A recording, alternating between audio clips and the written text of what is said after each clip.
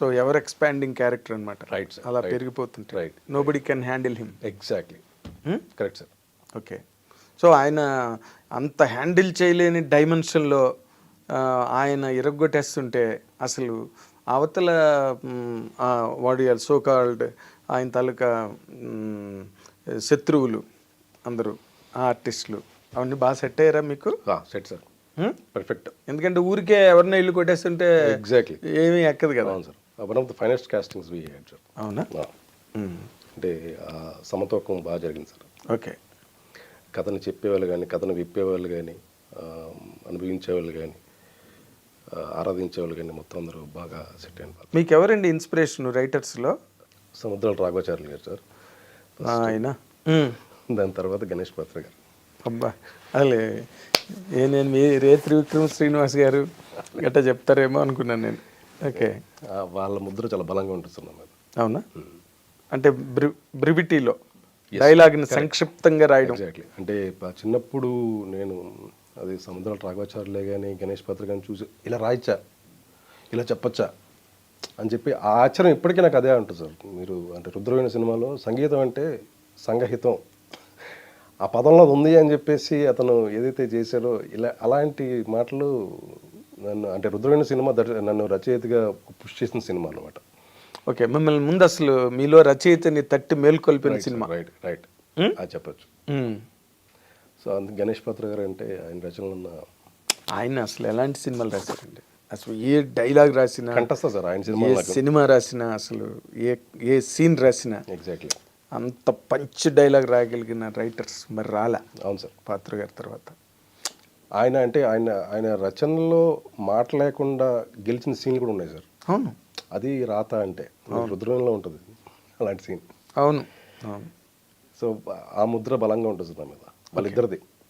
సముద్రాల రాఘవాచార్యులు గారిది చూసినప్పుడు ఎలా అసలు మిస్ అయిపోయాను ఇన్ని రోజులు నేను అని అనిపిస్తుంది. అంటే చిన్నప్పుడే. అవును, వాళ్ళు మాస్టర్స్ అండి, వాళ్ళు మాస్టర్స్. సముద్రాల రాఘవాచార్య గారు కానీ పింగళ నాగేంద్రరావు గారు వాళ్ళందరూ ఏదో పాతకాలం పాత తెచ్చింతకాయ పచ్చడానికి జీనియస్. కరెక్ట్. ఇప్పటికీ అన్ఫేడింగ్ జీనియస్. తూకం ఎంత ఉండాలి, ఎంత చెప్పాలి అంతే.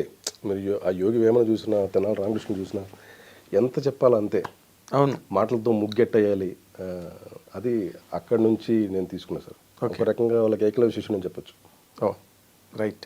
అయితే ఇప్పుడు మీరు నార్మల్గా మీ ట్రావెల్ అంటే ఈ సినిమా తర్వాత ఎలా ఉంటుందని అనుకుంటున్నారండి? అంటే మీ పేరు విశ్వవ్యాప్తమై అసలు మణిబాబు కరణం అనగానే కరణం గారు మా ఊరు కరణం గారు భయం అనే టైప్లో అంత ఇమేజ్ వస్తుందా మీకు ఈ సినిమాతో? మీ మాటలు నిజమైపోవాలి సార్. అదే ఆకాంక్ష సార్. ఆకాంక్ష అంటే జయాభిజయాలు దైవాధీనాలు నా చేతిలో లేదు, కానీ ఆకాంక్ష అయితే చాలా బలమైన ఆకాంక్ష సార్. అది దానికోసం ఈ ప్రయత్నం అంతాన్ని అట్లా ఉండాలని చెప్పే ఏమంటారు చాలా మాటలతో ఒక ఝంకారం, మాటలతో ఒక గంట సౌండ్ వచ్చేలాంటి ఓంకారం చేసే ప్రయత్నం చేశాను సార్ ఈ సినిమాలో. ఓకే. సో అయితే మీకు నార్మల్గా మీ సినిమా డైలాగులతో రవితేజ గారి క్యారెక్టరైజేషన్తో ఇవన్నీ కలగలిపి ఈ సినిమా ఒక బాక్స్ ఆఫీస్ మనంజా అవ్వాలి. అవును సార్. కదా? Correct correct. అదే అంటే మీరు నార్మల్గా మీ కథలుగా వచ్చినవి ఏం లేవు, మీరు డైలాగులు రాయడమే. Right sir. Dialogue screenplay. Dialogue screenplay. అవును సార్. మీరు ఇప్పుడు ఫర్ ఎగ్జాంపుల్ స్క్రీన్ ప్లే ఏదైనా పర్టికులర్ స్కూల్ ఫాలో అవుతున్నారా? మీది ఒక స్కూల్ ఉందా? లేదు సార్, స్కూల్ ఏం లేదు సార్. ఆ క్షణానికి ఆ కథ ఏ సరళలో చెప్తే అదేం డిమాండ్ చేస్తున్నారు? Correct sir.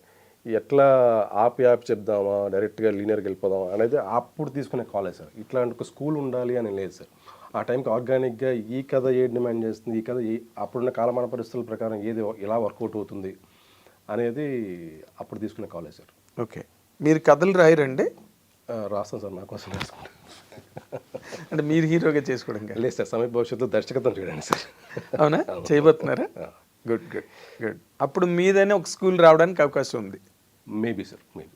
కదా? అవును సార్. కానీ కథని ఒప్పించడం అంత సులభం కాదు. అఫ్ కోర్స్ ఇప్పుడు మీరు కార్తికేయ 2ను ఇది కూడా పెద్ద హిట్ అయిపోతే అప్పుడు మీరు అసలు ఏం చెప్తే అదే. ఇంకేం అప్పుడు కంఠానికి కొద్ది బలం వస్తుంది సార్. ఎస్, బలమే కాదు అన్నీ వస్తాయి అప్పుడు. మీరు అన్న ఘింకారం ఓంకారం అన్నీ. అవును సార్. మీ సక్సెస్ నమ్ముతారు కదా ఇండస్ట్రీ. Exactly sir. లేకపోతే కొత్త కూరలు వెళ్ళి చెప్తే అఫ్ కోర్స్ చాలా మంది వస్తున్నారు అనుకోండి, పరిశ్రమలో అర్థమయ్యే భాష కానీ ప్రొడక్షన్ ఆఫీసులో ఏం జరుగుతున్నదంటే కొత్త కుర్రాళ్ళకి వాళ్ళు ఒక టీం అని పెట్టడం, ఆ టీంకి అప్పచెప్పడం, వాళ్ళని ఫుట్బాల్ ఆడుకోవడం, వాళ్ళకి టైం ఉండదు కథ వినడానికి, అలా చేస్తున్నాయి. ఇప్పుడు మీకు అలా కాదులేండి. ఇప్పుడు మీకంటూ ఒక దాన్ని ఏమంటారు, క్రెడిట్ కార్డు, ఐసిఐసి బ్యాంక్ పెద్ద క్రెడిట్ కార్డు ఒకటి వస్తుంది మీకు, విజిటింగ్ కార్డ్స్, పెద్ద విజిటింగ్ కార్డ్స్, గోల్డ్ కార్డ్స్. అంటే మీ కళ మీద మీకు ఇప్పుడు నేను నా విభాగం గురించి నేను మాట్లాడితే, అలాగే వేరే విభాగాలు వాళ్ళ పట్ల వాళ్ళకి అవగాహన కానీ పట్టు కానీ గట్టిగా ఉంటే మీరన్నట్టు జరగకపోవచ్చేమో. అంటే వాళ్ళు అక్కడ నియమాలను శాసించవచ్చేమో. అదేలే. అంటే రచయితకి ఎప్పుడైనా గొల్లపూడి మారుతారో మాట చెప్పండి. అంటే నాకు ఇష్టమైన వ్యాఖ్యాతుల్లో మొదటి స్థానంలో ఉండే వ్యాఖ్యాత సార్ ఆయన. అంటే పేరు వినగానే నేను ఆయన ఎక్కడో జీవన కాలంలో ఒకసారి రాశారు ఏంటి, ఏమీ రాయడం రాని వాడికి రాసి ఒప్పించడం రచయిత బాధ్యత అని.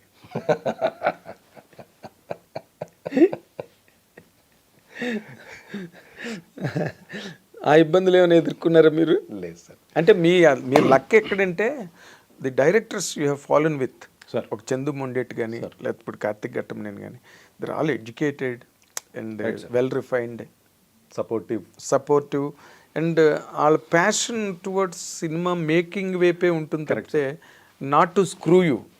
ఎగ్జాక్ట్లీ. పక్కన కూర్చున్న వాడిని స్క్రూ చేద్దాం అన్న ప్యాషన్ ఉన్న వాళ్ళు కొంతమంది ఉంటారు. అవును sir. But you're lucky enough to have that kind of directors. Correct sir. అదే అంటే అది అక్షర సత్యం సార్. ఇద్దరు భుజాల మీద రచయితను మోసుకొని లేరే దర్శకులే.